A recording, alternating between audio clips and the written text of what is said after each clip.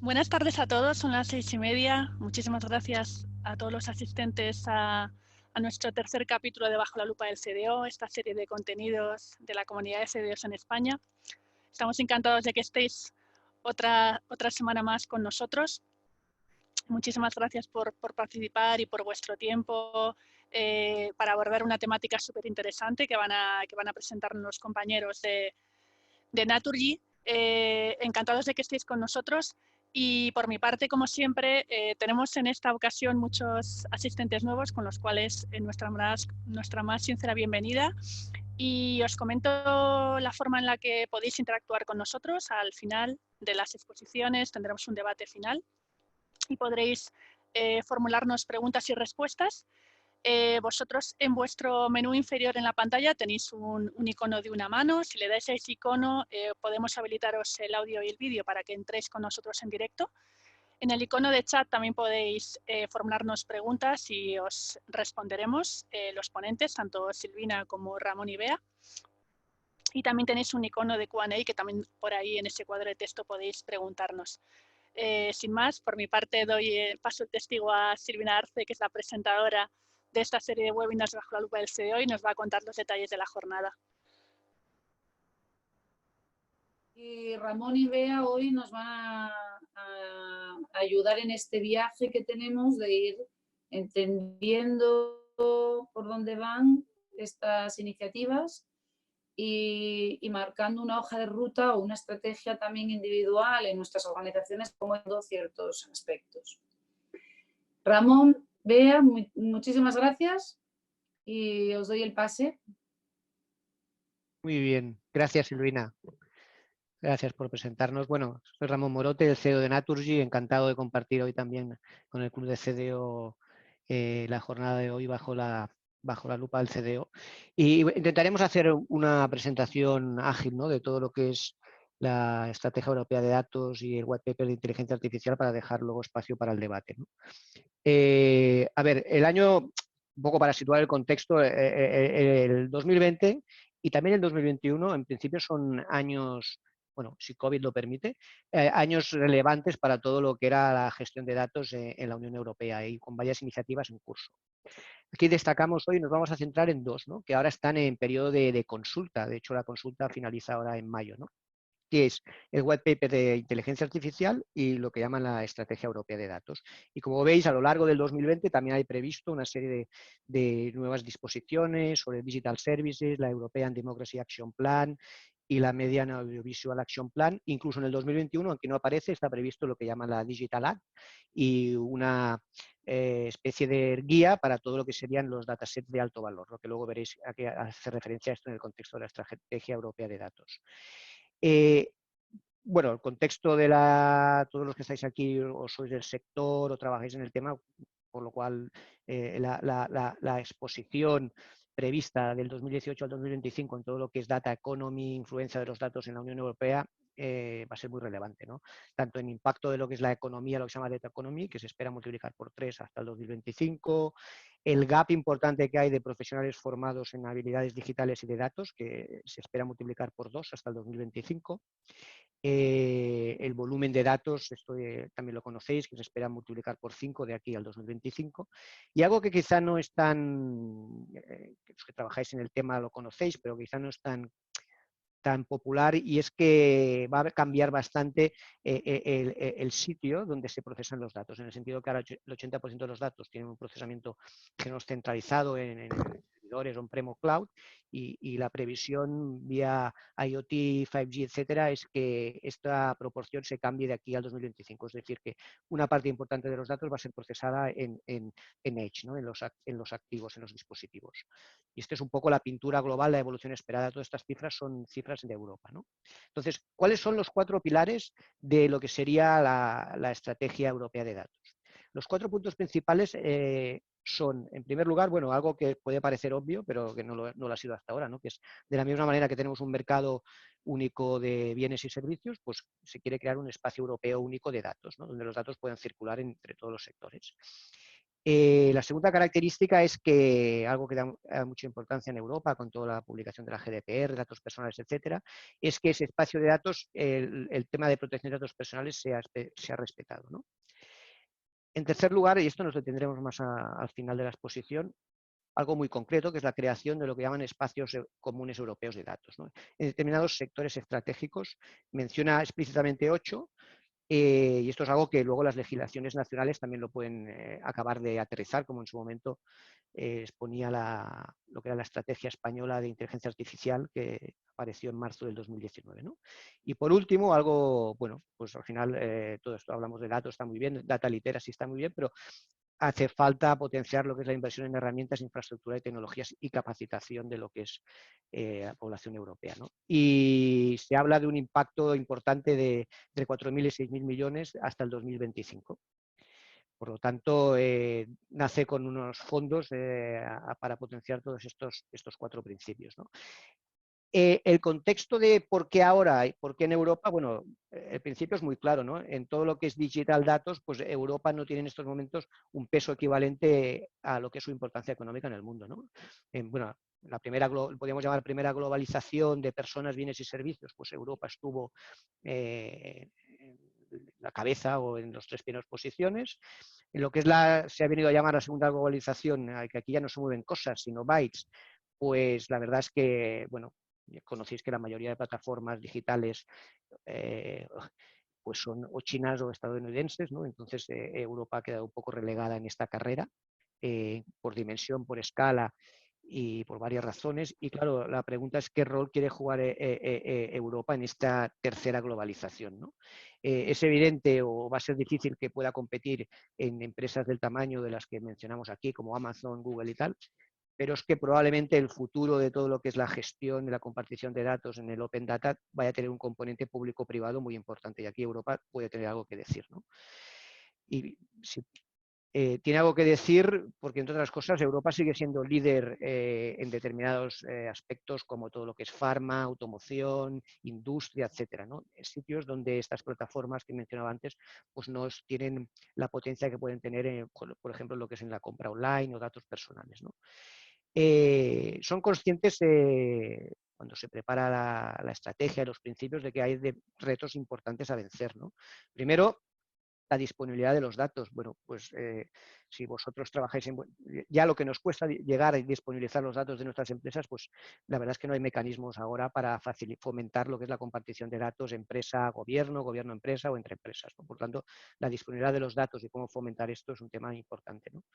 Concentración de datos, otro reto importante, porque, bueno, ya habéis visto las plataformas digitales que todos conocéis, pues concentran buena parte de los datos y pueden imponer condiciones de uso y de acceso monopolísticas o oligopolísticas, ¿no?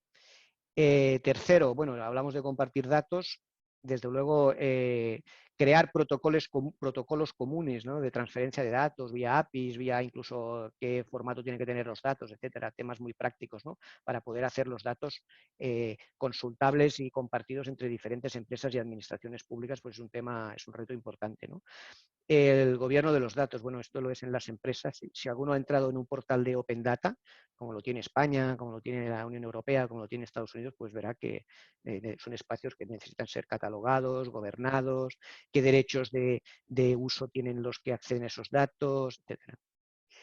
El tema de infraestructuras, importantísimo. El tema de infraestructuras, pues Europa no juega ningún rol destacado ahora en el mundo. La mayoría de clouds privados son norteamericanos o asiáticos, ¿no? Y por el lado de la oferta, pues tampoco hay grandes empresas europeas de cloud y bueno, la verdad es que incluso ahora hay bastantes, si no problemas y disputas muchas veces, bajo qué jurisdicción de esos clouds ahora hay datos europeos, ¿no? Y cómo se mueven. Entonces es un tema que se quiere fomentar, que luego veremos, ¿no? El tema de privacidad de datos personales también es un tema, es un reto importante.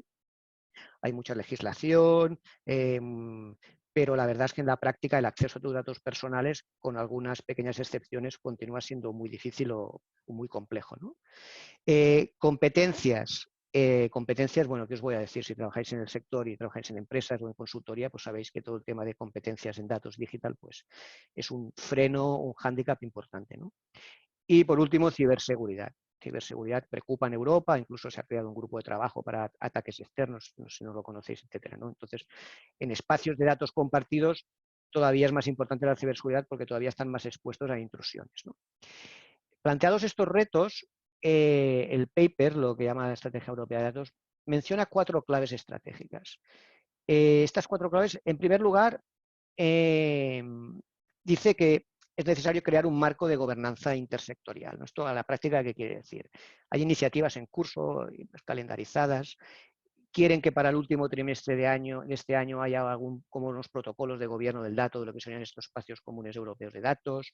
Se habla de que en el 2021 tiene que haber algo que también se está trabajando en España, por cierto, pues como una especie de relación de cuáles son los datasets prioritarios, por dónde empezar de alguna manera, ¿no? ¿Qué datos compartir que tiene sentido?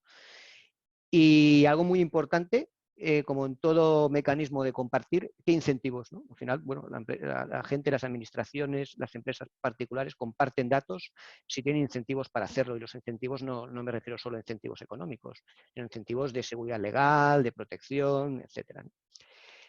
El segundo ámbito, o la segunda pata de estas 4 claves, sería todo el tema de inversiones en datos e infraestructuras. Aquí hay varias iniciativas en curso. Como he dicho antes, pues Europa no es precisamente potente en lo que es en cloud, ¿no? Y se quiere crear una Federación Europea de Infraestructuras Cloud. Hay unas dotaciones presupuestarias creo que son de 1.000 millones de euros en 3 años. Se quiere también hacer un memorándum, una especie de protocolo, ¿no? Entre todos los países de la Unión Europea para potenciar lo que sería el mercado europeo cloud, porque en estos momentos no hay empresas potentes y porque necesita apoyo público, ¿no? En tercer lugar, invertir en la mejora de competencias y en el ámbito de privacidad de datos personales. Aquí son 2 cosas diferentes, ¿no? Por un lado, se quiere que en estos espacios comunes de datos y en todo lo que hace referencia a compartir datos se respete la normativa europea de privacidad y se quiere fomentar que realmente se pueda acceder a tus datos personales en ámbitos como la sanidad, como en otros ámbitos que ahora es muy difícil disponer de ellos, ¿no? Con APIs o con mecanismos, ¿no? Y en la mejora de competencias habla de que de aquí al 2025 pues se tiene que cubrir un gap que en estos momentos es de 1 millón de personas preparadas para trabajar en estos sectores. Hace falta formar, si queréis, cubrir este gap de 1 millón de puestos de trabajo que sin esas competencias pues vamos a perder, ¿no? Y en el último, y este es quizás el más concreto, ¿no? En cuanto es un poco el qué, ¿no? Todo esto es el para qué y este es el qué, ¿no? Que es la creación de los espacios europeos comunes de datos, ¿no? Espacios que luego veremos que son sobre esos datasets críticos, pues se quiere fomentar que las administraciones públicas, las empresas compartan datos con determinadas reglas, ¿no? Cuando hablamos bueno, y abajo tenéis la web, si alguien tiene curiosidad y quiere entrar en el espacio europeo de Open Data, pues aquí tenéis acceso, podéis entrar y veréis cuando hablamos de compartir datos a qué nos referimos, ¿no? En España también tiene otro, en Estados Unidos también, ¿eh?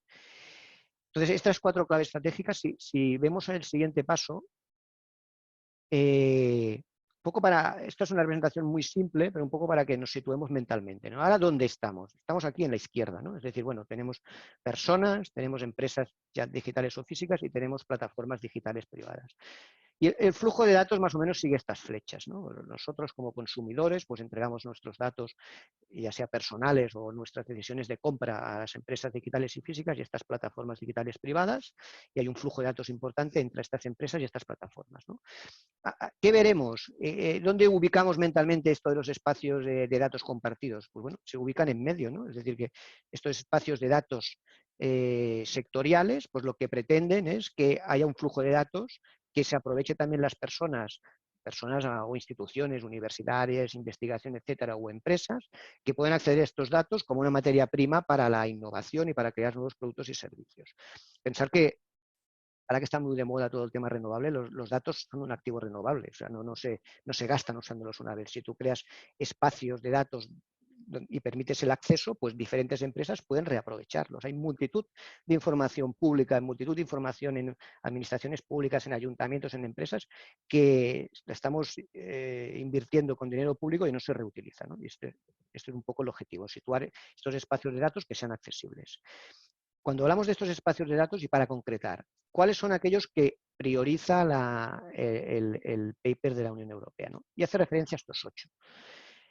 Evidentemente, todo lo que hace referencia a datos industriales. Si vemos a la izquierda, Europa sigue siendo la primera potencia industrial mundial y aquí tenemos mucho que decir, ¿eh?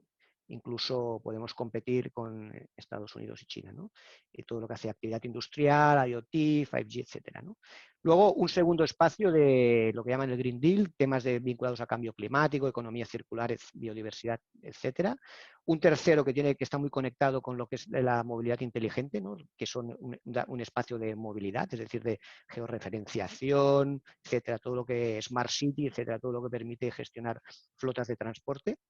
Un espacio de salud, muy importante ahora, bueno, ahora está muy en boga todo lo referente a salud, pues imaginaros un espacio pues, que estén los historiales de investigación, hospitales, datos clínicos, etcétera, etcétera. Esto si lo hubiésemos tenido, pues seguramente estaríamos mejor posicionados ante donde nos encontramos ahora, ¿no?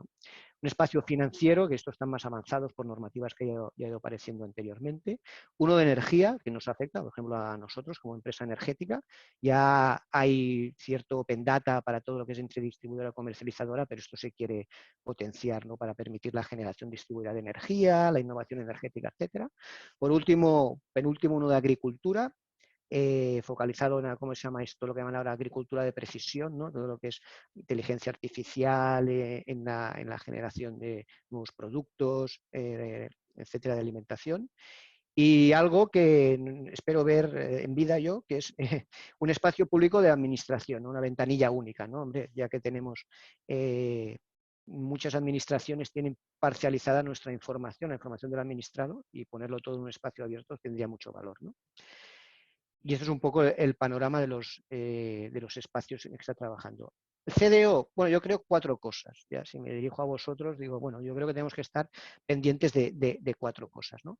En primer lugar, bueno, es importante, dedicamos mucho tiempo a nuestros datos internos, pero también hay que empezar a pensar en el Open Data externo, en cómo compartir. Incluso puede ser que en partes de actividades de nuestras empresas nos llegue antes este Open Data externo, incluso antes de tenerlos excelentemente gobernados de forma interna, pero hay que tener la antena en todo esto, ¿no?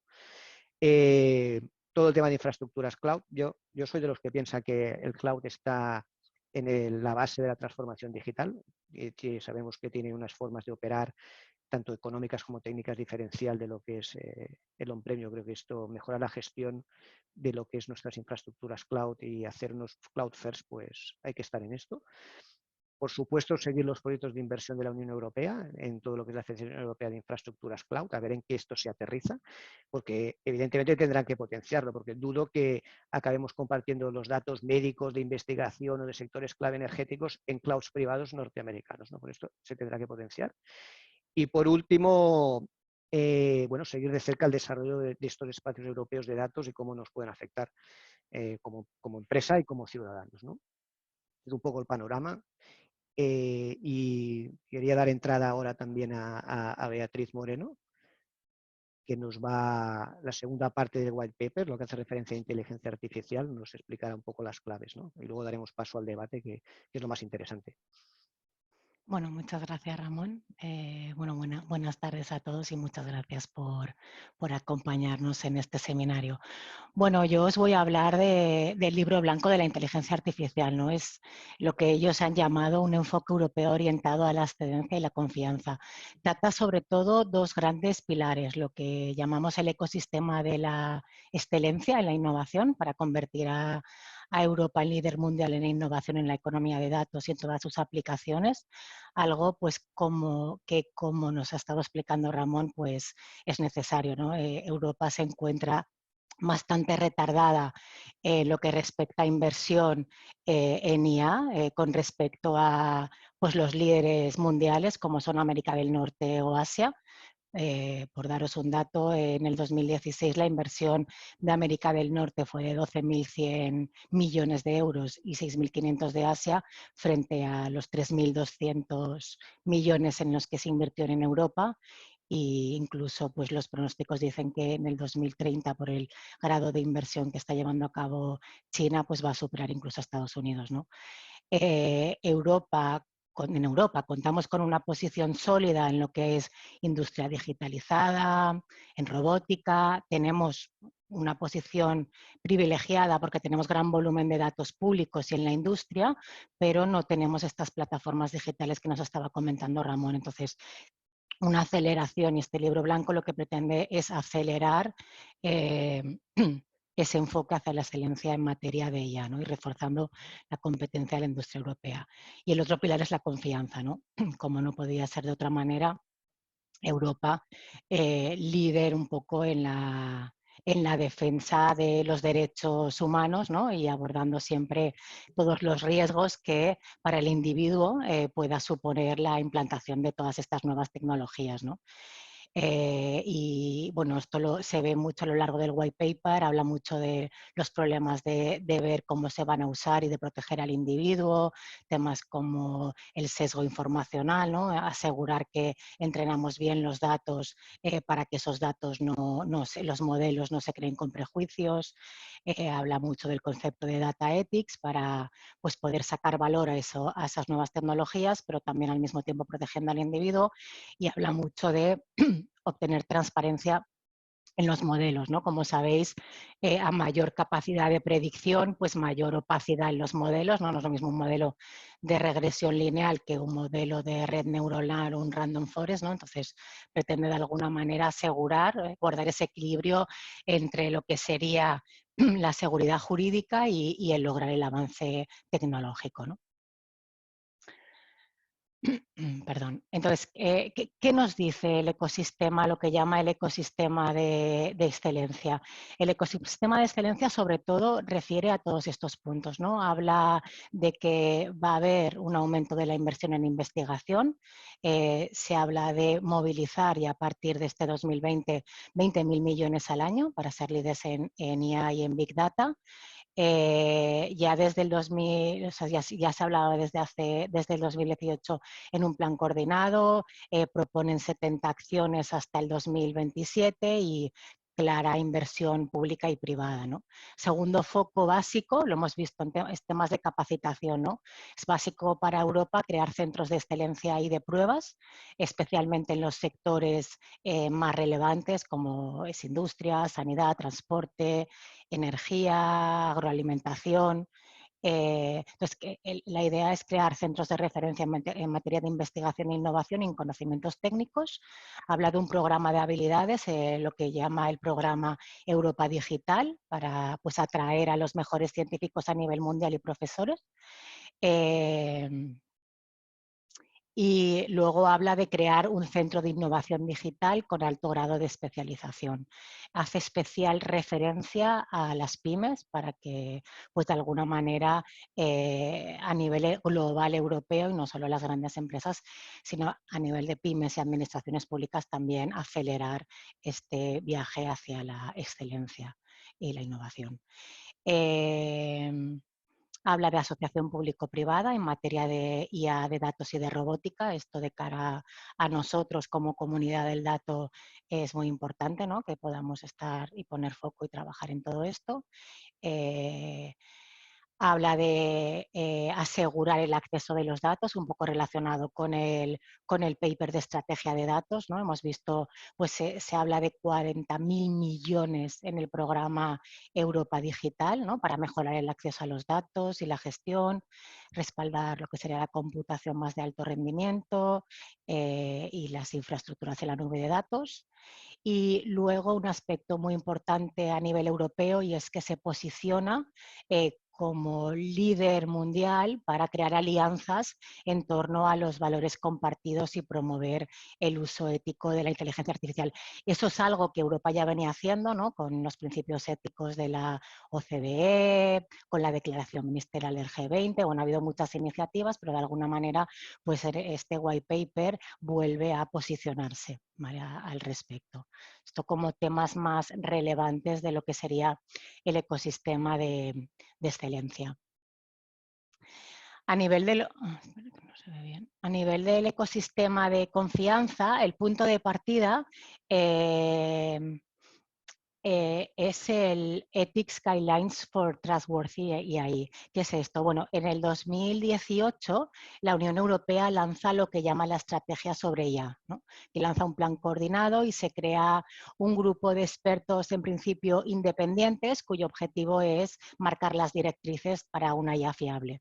Este grupo de expertos que se crea en el 2018, en el 19 saca esto que os traigo aquí, ¿no? El Ethics Guidelines for Trustworthy IA. Porque al final lo que subyace a todo esto es que lograr instaurar el que cuando se realicen proyectos de inteligencia artificial y obviamente durante todo su ciclo de vida, los modelos tengan en cuenta estos 7 principios éticos, ¿no? De respeto a los derechos fundamentales, asegurar que los modelos son robustos técnicamente y seguros, garantizar la privacidad y el gobierno de los datos, ¿no? Su calidad, su integridad, su acceso, el asegurar que los modelos sean transparentes, fáciles de entender, de comunicar y de reproducir cualquier decisión que sobre los mismos se lleve a cabo, que sean no discriminatorios, ¿no? O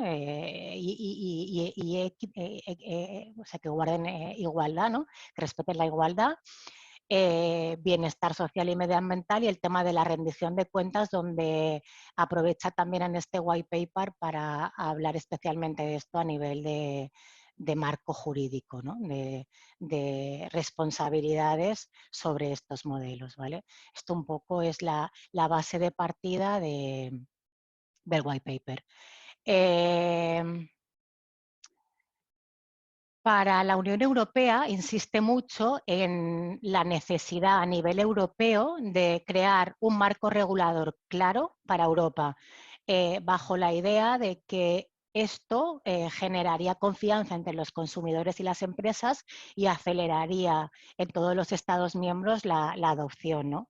Entonces, sobre el marco normativo actual, propone una serie de riesgos que creen que se tienen que abordar para, de alguna manera, pues dotar de cierta seguridad jurídica, ¿vale? No voy a entrar en detalle en cada uno para que os quedéis un poco con la idea de que, en lo que se insiste mucho es que a nivel Europa y a nivel de cada uno de los Estados miembros, pues que se pueda trabajar en este marco normativo que gestione y que mitigue estos riesgos, ¿no? Pues riesgos de responsabilidad civil asociada a la utilización y al uso de los modelos, ¿no? El típico caso del vehículo autónomo, de si pasa algo, de quién es responsabilidad, de cara también a las aseguradoras, ¿no?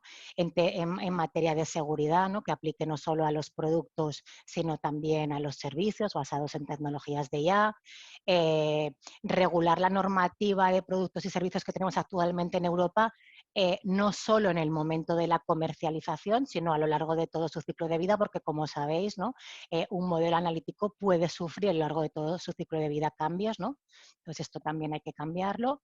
Tema de imputación de responsabilidades, aquí también le dedica un capítulo específico el white paper, para de alguna manera gestionar que se regule bien qué responsabilidades tienen los distintos agentes económicos que intervienen en la cadena de creación de estos modelos de IA, ¿no? El que lo elabora, el que lo usa y demás. Y luego, pues regular de alguna manera nuevos cambios en los conceptos de seguridad que se presentan con estos modelos y que pues en el pasado no existían, ¿no? Pues temas de ciberamenazas, de seguridad personal, de pérdida de conectividad y demás, ¿no?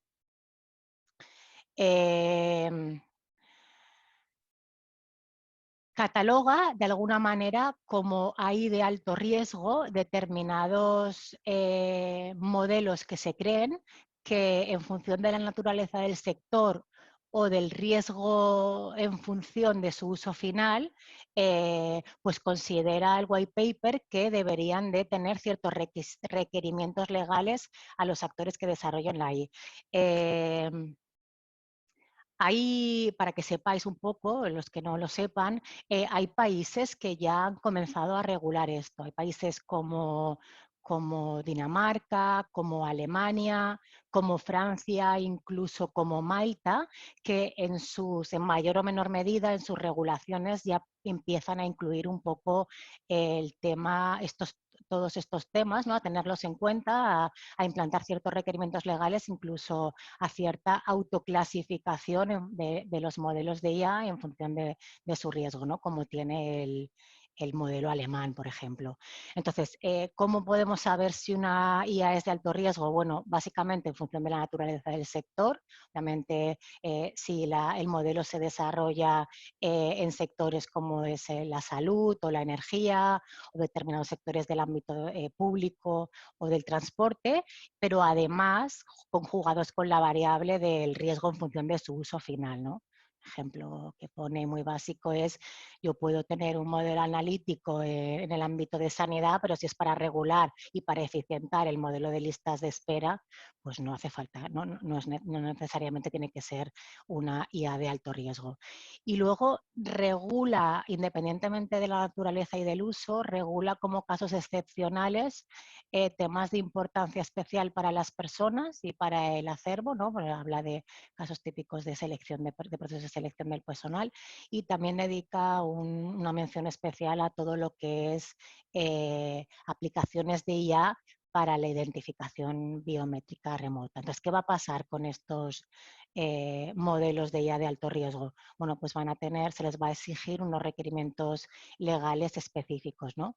Que cuenten con datos de entrenamiento especialmente o suficientemente representativos, ¿no? Para asegurar que no generen esa discriminación y que protejan la privacidad de las personas. Va a exigir un cierto gobierno de los datos y de los registros, ¿no? Que se mantengan registros de los datos usados, un poco un racional del por qué han sido seleccionados, documentar la programación, las medidas de entrenamiento que se han llevado a cabo con esos modelos, las técnicas usadas. También hace especial mención en informar a los usuarios para que seamos conscientes de que estamos interactuando con un robot y no con una persona física. Solidez y exactitud, ¿no? Para que los modelos sean replicables y sobre todo resilientes. Tema de supervisión humana, no dejar al libre albedrío del robot estos modelos, sino que exige que tiene que haber supervisión humana para validar los resultados que se den de estos modelos y el tema de los requisitos específicos para determinadas aplicaciones, como es el caso de la identificación biométrica remota de la que he hablado anteriormente. Bueno, luego habla de otros temas tratados, es el tema de los destinatarios de los requisitos legales, ¿no? Hace mucho hincapié en que pues, los responsables tienen que ser aquellas personas que estén en mejor posición de abordar todo posible riesgo, ¿no? Y establece un poco ciertas pautas que luego obviamente se tendrán que desarrollar en esa regulación que os comentaba anteriormente para repartir de alguna manera las obligaciones entre las partes involucradas, ¿no? Que el desarrollador o el implementador que utilice el dato, o otras partes que puedan estar implicadas como pues, los propios distribuidores o los usuarios, ¿no? Habla también de la aplicabilidad de los modelos de IA que se desarrollen fuera del marco de la Unión Europea y que obviamente vamos a integrar en la Unión Europea. Entonces les pide requisitos de asegurar que cumplen con las leyes europeas. Y luego un tema muy importante y que está relacionado también con el tema de regulación y de alguna manera ir todos a una para potenciar y el asegurar la confianza y el uso de los modelos de IA en Europa, y es el tema de la gobernanza de las estructuras de la inteligencia artificial. Aquí, pues de nuevo, como CDOs y como comunidad dato, pues yo creo que podemos aportar mucho, ¿no? Habla de cooperación, que evite la fragmentación de las responsabilidades, de aumentar capacidades en los Estados miembros, de garantizar que Europa se dote de capacidades necesarias para aprobar y certificar estos productos, y una red de autoridades nacionales y sectoriales, ¿no? que ayuden a todo esto. Aquí, repito, es uno de los puntos en los que creo que como comunidad data pues, vamos a poder aportar mucho, ¿no? Bueno, que os quedéis un poco con la idea a nivel en España. En el 2019 el Ministerio sacó un papel, ¿no? La estrategia de IA de I+D+I, pues menciona parte de estos aspectos, ¿no? El alineamiento estratégico con la política europea, la red de nodos en investigación, temas de capacitación, un mapa de capacidades, ¿no? Donde ya se tienen identificadas casi 160 entidades, ¿no? En función de las tipologías de especialización, intervienen áreas de actuación, pero obviamente pues tendremos que sacar un paper adicional para continuar y responder a lo que este libro blanco plantea. ¿Y qué pasa, ¿no? con los CDOs? Bueno, yo creo que creemos que la comunidad data es una pieza clave. Los CDOs somos una pieza clave para liderar una IA responsable y además que genere valor, ¿no? No solo para acelerar en nuestras organizaciones, incluso a nivel nacional, ¿no? Un poco ese camino hacia la excelencia, sino también para que ese camino hacia la excelencia esté basado en la responsabilidad y en la confianza, ¿no? Pues el comportamiento ético a día de hoy es un business value más en nuestras organizaciones, ¿no? Tenemos que, como comunidad data, promover y liderar esta IA responsable. Como CDO, ser capaces de construir un gobierno de la inteligencia artificial que nos permita minimizar riesgos, asegurar los valores éticos a lo largo de todo el ciclo de vida del dato, los valores éticos que tenemos en nuestras organizaciones, obviamente crear valor, ¿no? Al final tenemos que crear valor a través de estos modelos, reforzando nuestra propia reputación y ofreciendo confianza, ¿no? Y yo creo que en este ecosistema el rol del CDO va a ser básico y crítico, ¿no? Tenemos mucho que aportar. Y un poco como pieza final, porque no queríamos ser breves, ¿no? El CDO también es una pieza básica para asegurar de alguna manera lo que podríamos denominar el gobierno del IA, ¿no?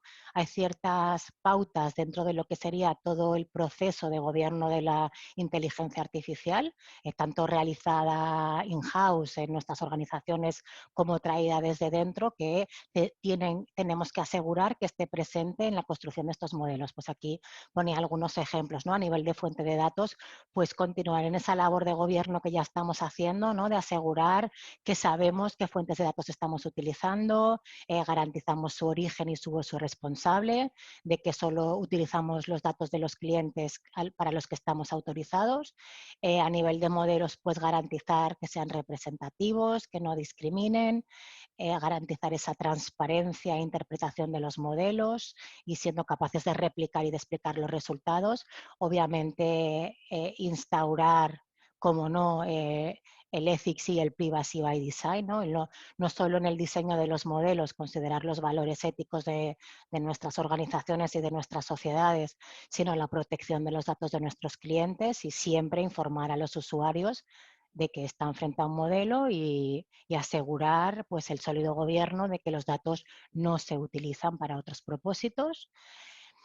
Monitorizar y asegurar que en nuestras organizaciones llevamos a cabo lo que podríamos llamar una auditoría continua, ¿no? Monitorizando esos modelos a lo largo de todo ciclo de vida, muy importante, y estableciendo KPIs que aseguren no solo el cumplimiento de los objetivos de negocio, ¿no? y asegurando que esos modelos nos están aportando valor, sino también asegurar el valor ético.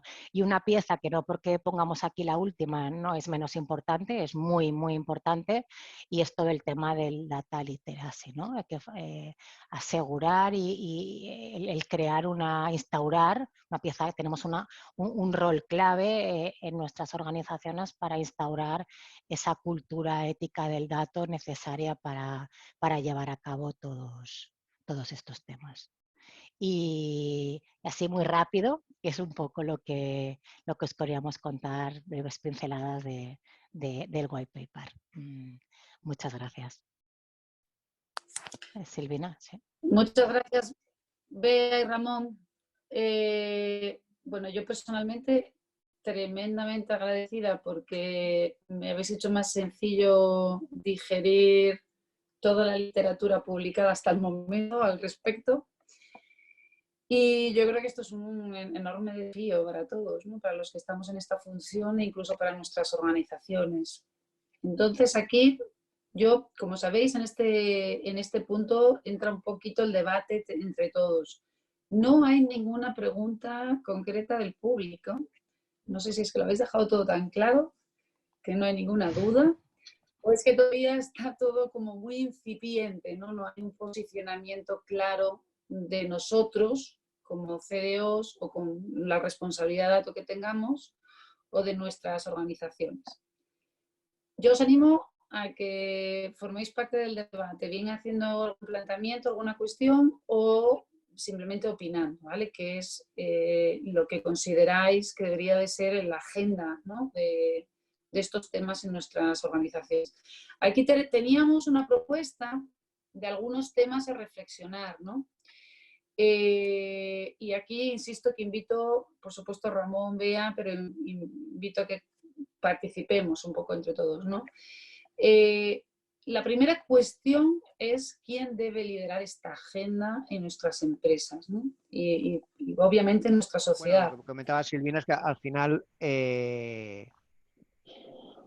lo podemos ver incluso en nuestro país, no hace falta irnos a la legislación europea, cuando aparece todo el tema del paper de Estrategia Española de Inteligencia Artificial, etcétera, al final, claro, desde el punto de vista de la investigación, universitario, etcétera, hay colectivos que ya están en esto, ¿no? Pero cuando estamos hablando de creación de datos, espacios de datos industriales, espacios de datos que afectan a nuestras empresas, a nuestros sectores, pues yo creo que el rol del CDO debería estar bastante más como colectivo, ¿no? Como asociación, bastante más presente en estos temas. Primero porque antes cuando hacíamos un repaso de los retos, es que muchos de estos retos nos los encontramos en nuestras empresas, no sé qué pensáis, pero el acceso a los datos, temas de protocolos, seguridad, ciberseguridad, gobierno del dato, etcétera, no deja de ser a una escala mucho mayor, pero los problemas que nos encontramos internamente, ¿no?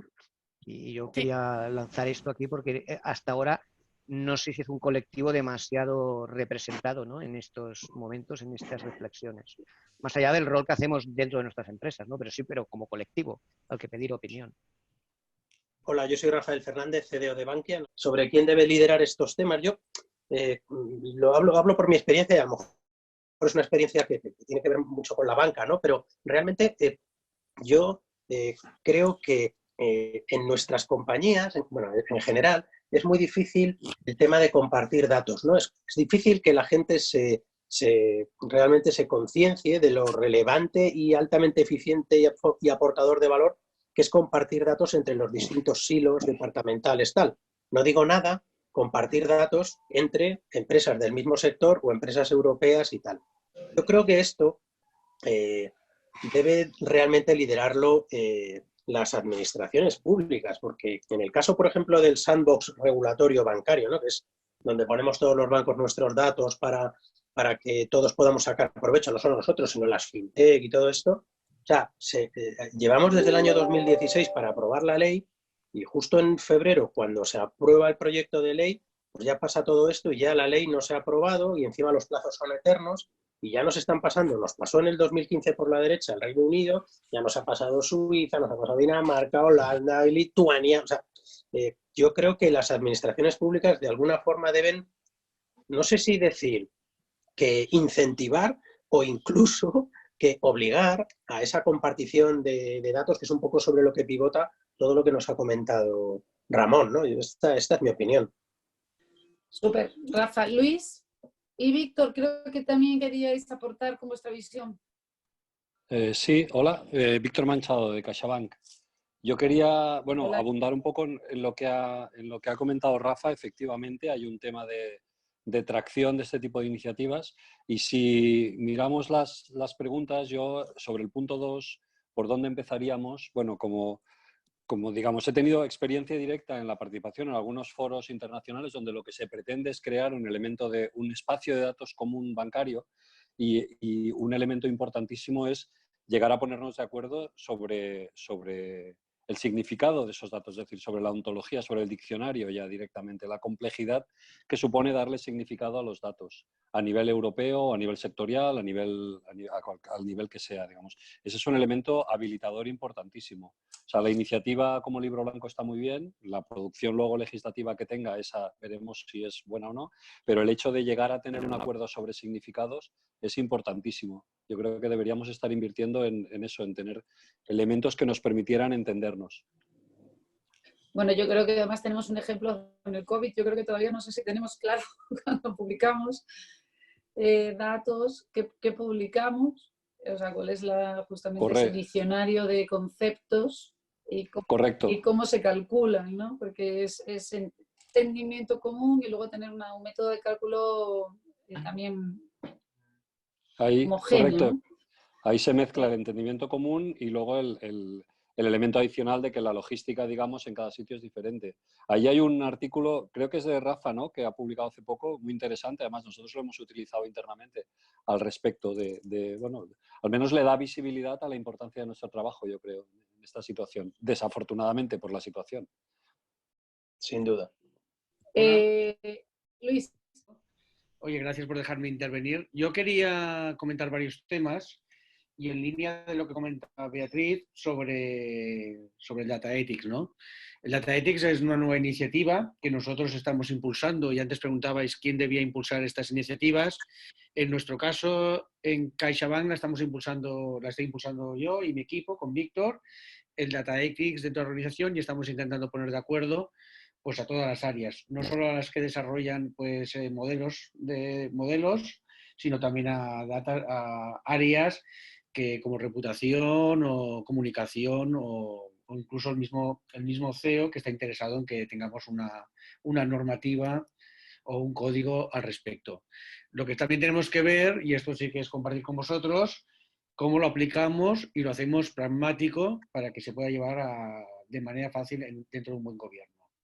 También aquí hay otra iniciativa que tenemos en curso y que al ser un banco la estamos gestionando con la gente de riesgos, con la gente que gestiona el riesgo de modelos, que es tener un inventario de los modelos de la entidad. Yo creo que esto es un tema que creo que hemos compartido alguna vez, que los CDOs deberían tener pues, el inventario de modelos que se hacen en su compañía. Yo creo que es importante para luego juntarlo con iniciativas como estaba comentando yo de Data Ethics.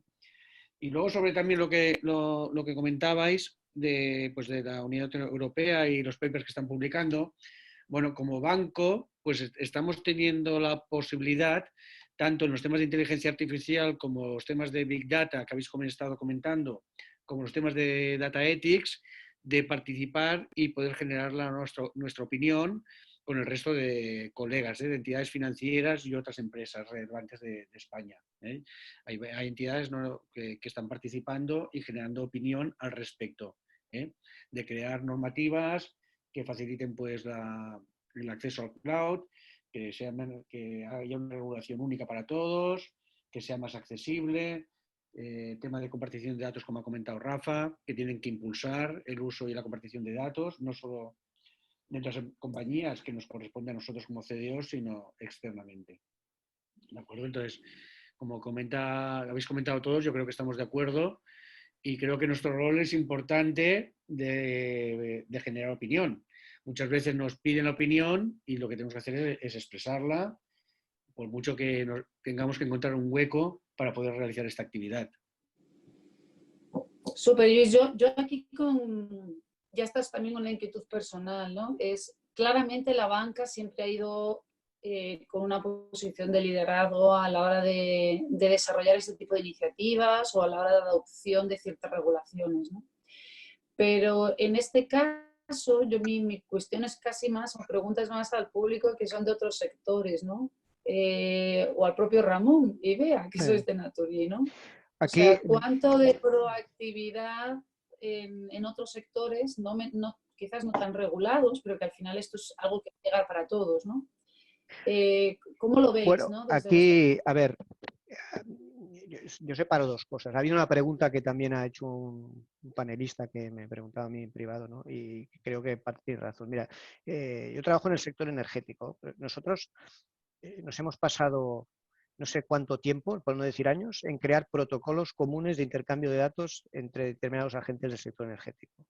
Quiero decir que la idea de esto que parece tan evidente de compartir datos, etcétera, etcétera, en la práctica no es excesivamente sencillo. Y hay cierto resquemor, y lo manifestaba una de las personas, el que puesto en mano esto desde el punto de vista de las administraciones públicas, como entendemos administraciones públicas, pues va a ser difícil, porque no son precisamente ágiles. No sé si Rafa decía que nos había pasado Lituania, ¿no? No sé, hacía un ejemplo a la hora de... ¿Qué quiero decir? Que más allá de lo que pueda suponer la IA dentro de nuestras empresas individuales y el data ethics y la explicabilidad y los sesgos y tal como empresas dentro de nuestra realidad, cuando hablamos de estrategia europea de datos común, es evidente que o se crean vehículos público-privados un poco ágiles y diferentes a lo que es la típica enfoque administración, o va a ser muy difícil hacer esto, ya no digo en el 2025, ¿no? Ponernos las pilas, porque primero se tienen que crear incentivos para compartir datos entre las empresas, más allá de que la tecnología y la infraestructura y tal, incentivos que pueden perjudicar a otras empresas. Y también había un panelista que ponía la pregunta de, oye, esto, compartir datos, ¿qué pasa con aquellas empresas que ahora se ganan la vida precisamente vendiendo datos, ¿no? Pues seguramente van a verse afectadas algunas de ellas, si son puramente agregadores de demanda, no crean valor, pues va a pasar. De hecho, mira, pongo un ejemplo de nuestro sector. Nosotros hay regulaciones europeas que datos que nosotros aquí, como empresa del sector energético, compramos, allí son de uso público. Por ejemplo, son de uso público, ¿no? Efectivamente, esto va a impactar en lo que sería el data brokerage de las empresas, ¿no? Y nosotros, como sector, aunque se ha de seguir estos temas, pues todo lo que es compartir datos y a través de iniciativas públicas, puede correr el riesgo de que se centre mucho en el ámbito investigador, universitario, que está muy bien, y científico, que es imprescindible, pero que en el ámbito, vamos a decir, industrial, operativo, pues lleguen bastante más tarde. Esta es mi opinión personal. Sí, ¿qué tal? Bueno, en primer lugar me presento, soy Ubaldo González, CDO en Mapfre España. Es la primera en la que estoy ha sido un evento súper interesante y muy enriquecedor. Por mi parte quería aprovechar para compartir dos comentarios. El primero, alineado con lo que acabamos de hablar. En el sector seguro tenemos varias experiencias en cuanto a compartir información dentro del sector, tanto de siniestralidad como en los últimos años para temas de fraude y tal, y los timings nos matan por la parte del modelado de datos y estar de acuerdo en cuáles son los formatos, etcétera, y después en la parte regulatoria. Ahí yo creo que toda esta iniciativa tiene todo el sentido del mundo, pero tenemos que buscar modelos distintos, y aquí sí que mirar un poco más a los americanos, porque el proceso regulado estándar tradicional europeo nos deja fuera. Y después un segundo comentario que va ligado más con la parte de ética, es el concepto de, que no sé si lo habéis hablado en otro foro, el concepto de data for good. Es decir, ya no es solo el que seamos éticos en cómo utilizamos el dato para los procesos de negocio de nuestra compañía, sino también el cómo ponemos a disposición de la sociedad los datos que manejamos internamente en las empresas para generar un impacto positivo en la sociedad. A día de hoy, yo pienso en los proyectos que se podrían hacer desde un punto de vista público, si empresas de distintos sectores, energético, bancario, seguros, etcétera, pusieran sus datos a trabajar. Y ese es un ámbito que a mí me parece que también es una responsabilidad que tenemos las organizaciones y en concreto los CDO, y no solo pensar en el modelo de negocio interno, sino también cómo podemos aportar valor a la sociedad sin esperar al menos un retorno directo en nuestra cuenta de resultados. No sé qué opináis de este tema. Yo no puedo estar más de acuerdo, ¿no? Y hago una reflexión así adicional. Yo no sé cuántos de vosotros tenéis una realidad muy parecida a esto que voy a describir. Hoy, internamente, dentro de nuestras hay silos de información. Y ya incluso el tráfico interno y el compartir internamente, el establecer ese espacio común de datos dentro de una propia organización, ya es todo. No sé si lo es o lo ha sido muy recientemente, ¿vale? Pero yo creo que muchos hemos avanzado en ir rompiendo esas barreras y esos hilos para democratizar la data que tenemos entre nuestros propios negocios. Lógicamente, si tenemos este tipo de barreras internas, en el momento en que empezamos a pensar en compartir con terceros sectorialmente o geográficamente, pues vamos a tener que saltar unos obstáculos así como bastante importantes. Pero Yo en mi caso, y haciendo una reflexión así como muy personal, creo que hay mucho de lo que he aprendido en romper esas barreras internas y en movilizar o facilitar ese uso compartido, trabajar por un espacio único de datos dentro de una organización. Yo creo que ahí hay muchas buenas prácticas que se pueden extrapolar cuando vamos a espacios compartidos de data, supraorganización. Puede ser sectorial o puede ser país o región, ¿no? Y yo creo que ahí tenemos que mirar cosas, tenemos que ver, no sé, cada uno de vosotros tendréis, me imagino, una realidad, cómo lo hemos conseguido hacer internamente, porque me imagino que eso en cualquier momento, o sea, en el pasado o presente, ha sido ya un reto, y qué hemos aprendido en ese viaje de romper barreras y de evolucionar hacia ese espacio común de datos internamente, y qué podemos, de eso que hemos aprendido, aportar en este viaje que nos queda, que es ahora ya nos vamos fuera de la propia barrera o del propio entorno empresarial, ¿no? De nuestra propia organización. Esto es una reflexión así ya muy personal, también. Carlos, Un compañero que pregunta, dice, yo creo que habría que empezar por conseguir la seguridad jurídica, ¿no? Obligando a tenerlas a las empresas y a la administración. No sé si tengo yo tengo el micrófono, o sea que cuando preguntáis que por dónde empezamos, cuál es la prioridad, pues hombre, yo creo que la prioridad debería ser el tema de la seguridad jurídica. Oye, si queremos impulsar la inteligencia artificial y que avance, hay una serie de problemas de seguridad jurídica que en muchos casos, en muchos sectores, no dejan ser un freno, y digamos, obligar a esta seguridad jurídica, pues ayudaría, ¿no? El forzar a que esa seguridad jurídica, pues, exista, ¿no? El caso conocido de que el bono social, el algoritmo que reparte el bono social, pues es secreto y no está a disposición del público saber qué algoritmo está usando, ¿no? Pero el obligar a esta seguridad jurídica, pues ayudará a que esta parte de la confianza y la fiabilidad de los algoritmos mejore, ¿no? Y eso también ayudará a que se desarrollen más, ¿no?